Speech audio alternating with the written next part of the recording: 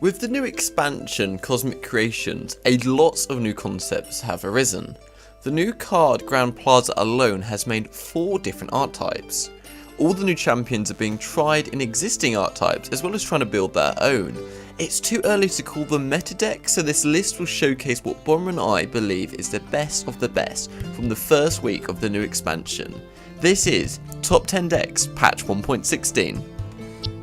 This video has been done in collaboration with Bomber TV. Please remember to like and subscribe and turn on the bell notifications too. So let's dive in. Tahm Soraka features cards from Buildover and Targon. It's a control deck with surprisingly low average mana cost, with all cards costing 4 or less and 25 cards costing a crazy 2 or less. It's a fairly expensive deck featuring 6 epics, including 3 copies of the Starspring landmark. It's a very even split between followers and spells in this deck.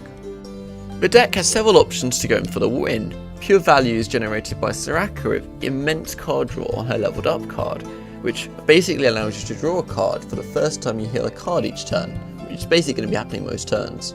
There's also great value comes from Tahm Kench removing a unit per turn, whilst you constantly heal him with other cards in the deck.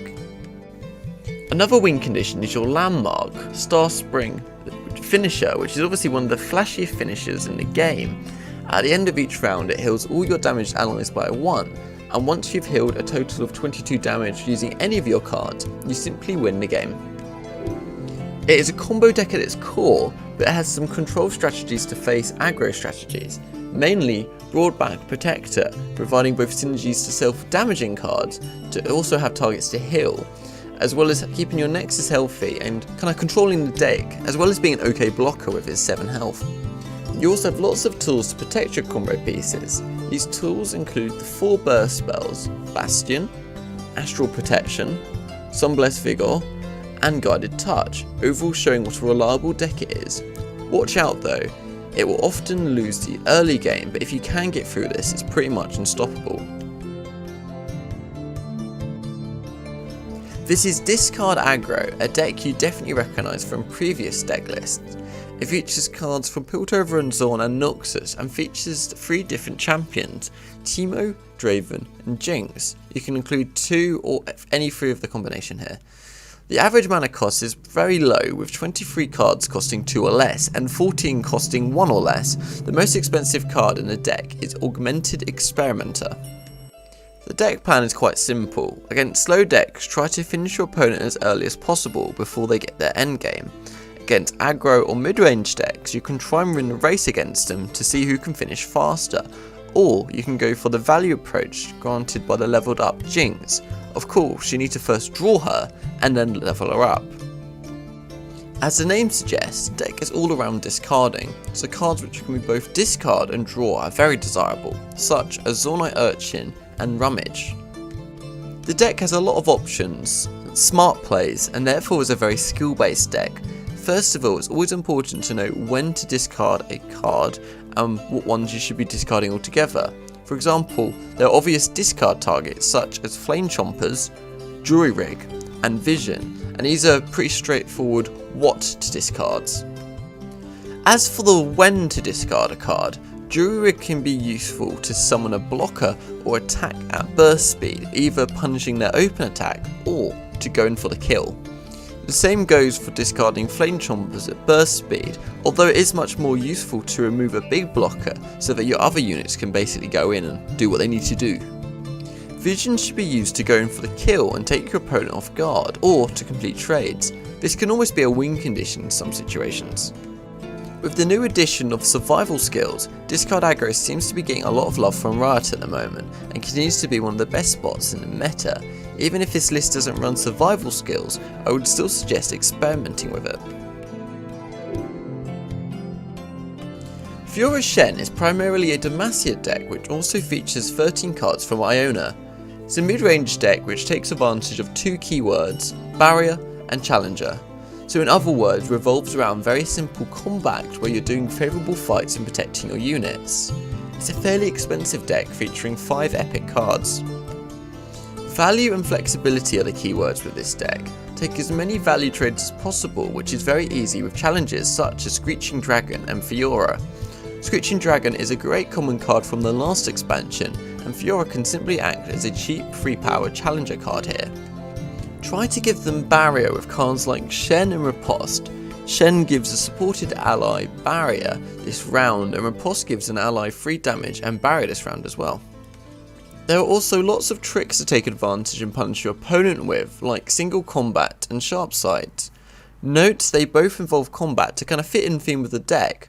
Single combat obviously allows a favourable fight, and sharp sight makes sure you're buffed enough to kill over a key unit or survive a key fight. If value doesn't win you the game, you always have the Fiora win condition, which is easily achievable with all the protection barrier cards you have in this deck, including Iona cards such as Spirit's Refuge. So overall, a very solid deck fitting most playstyles and players. Kalista Elise is basically a mono Shadow Isles deck with the exception of 3 copies of Pale Cascade.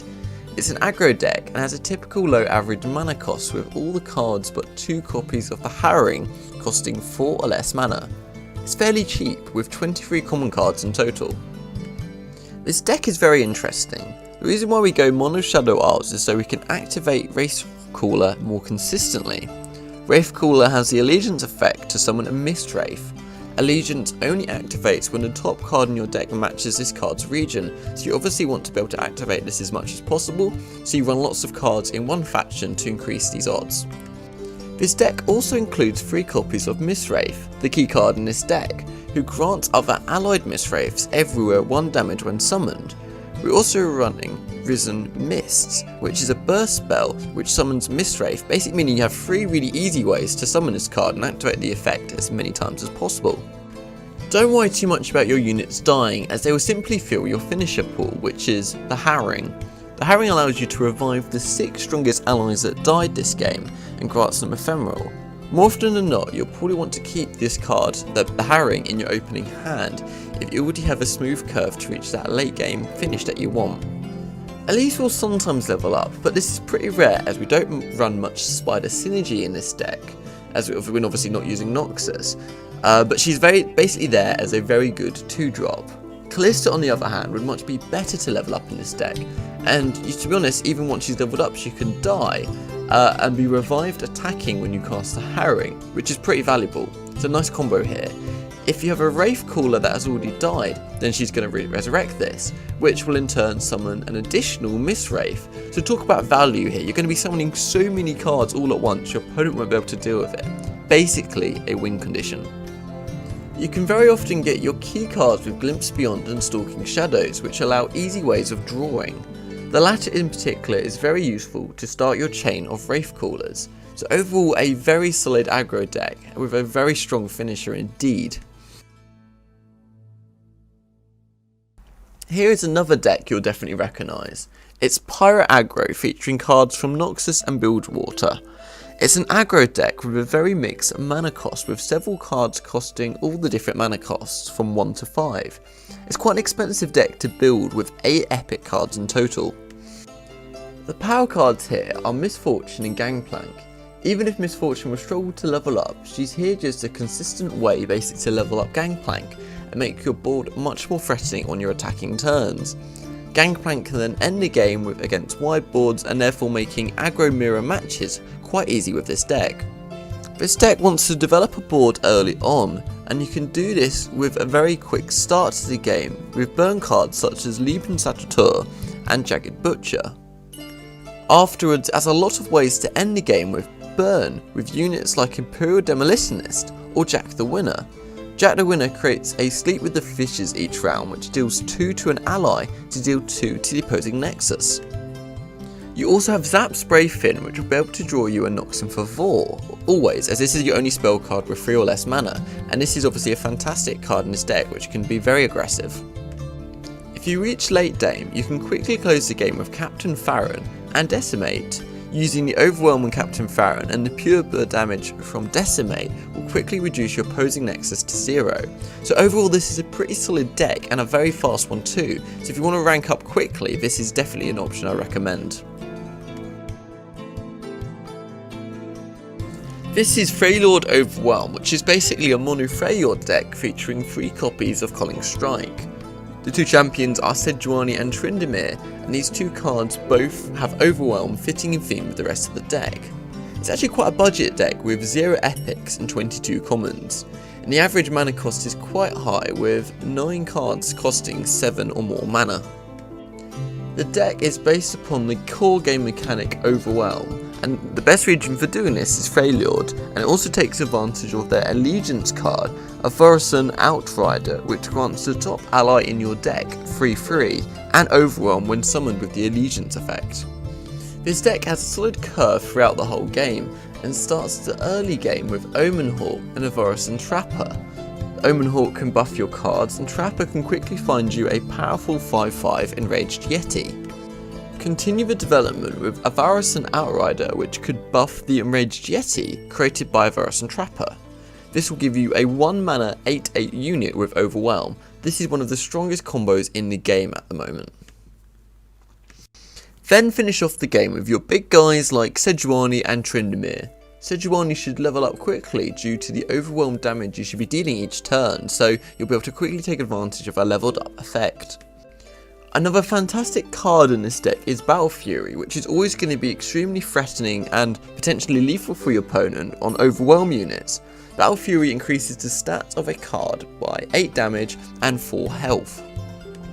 This is a counter deck to the Go Hard deck we're seeing at the moment, as you can get rid of those chump blockers quite easily by having Overwhelm in your deck, and this ensures basically damage will go through to your Nexus and go for the win, rather than Go Hard obviously blocking it to suit their needs.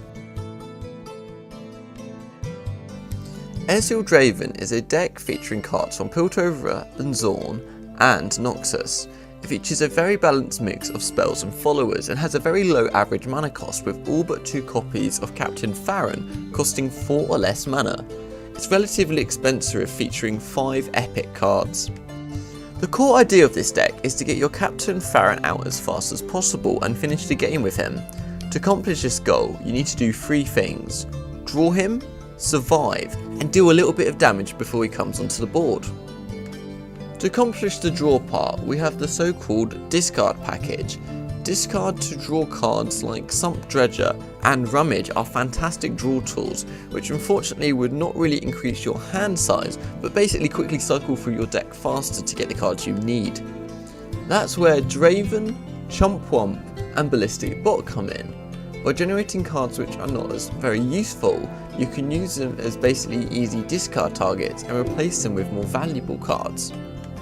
To survive, you have lots and lots of control tools, like Mystic Shot and Thermogenic Beam. Use these to take out your opponent's key cards.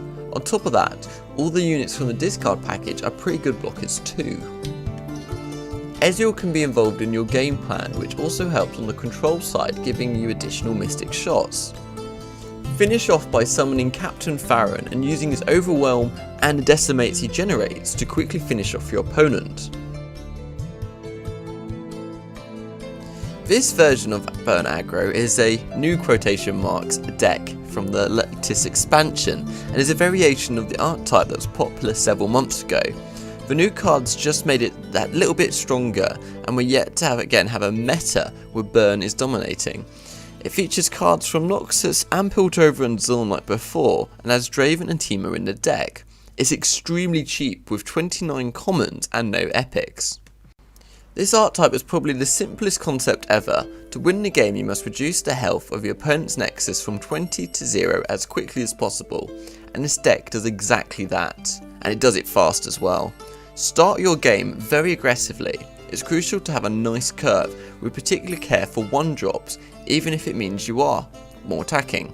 You should take every opportunity to deal cheap damage to your opponent's Nexus, so attack with cards with attack effects which burn, even if these cards die in the process. So I'm talking about Legion Saboteur and Boomcrew Rookie here right at the beginning, which can help start your basically very aggressive start to the game. In a mirror game, or against a board-centric decks, try to use used car salesman on the defensive turn. Summoning 3 units basically mean you're blocking their whole attack, giving you more time to burn them out later on. Don't keep your burn spells in your mulligan, as you will naturally draw into them, and use them to close the game as fast as possible, so this applies to all your burn spells, including your cheapest ones like Mystic Shot, right up to Decimate. This deck includes Ballistic Bot and Aftershock from the latest expansion. Ballistic Bot generates an ignition every round which deals 1 damage to the opposing Nexus, and Aftershock deals 3 to anything or destroys a landmark. In this deck, use Aftershock to damage the opponent's Nexus. This is Go Hard Shadow Isles Bilgewater featuring Elise and Twisted Fate.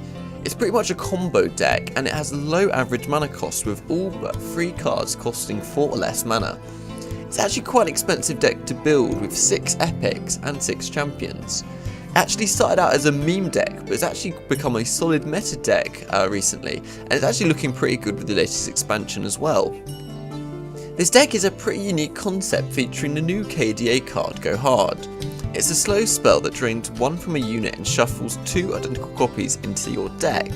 Once cast 3 times, it transforms into a very OP Pack Your Bags, which I'll discuss later. The aim of this deck is to play a standard control Shadow Isles playstyle, or focus on the Go Hard card mechanic. You want to keep drawing cards to get the magic free as quickly as possible through Twisted Fate's blue card, or Bilgewater draw cards like Salvage. From that simple idea, the deck builds itself. You have controlled tiles from Shadow Isles such as Vengeance and Go Hard itself. Use Vengeance to take out key units and Go Hard to drain your opponent 3 times, before going into that big combo piece I discussed earlier, Pack Your Bags. This deals 5 to all enemies and the opposing Nexus.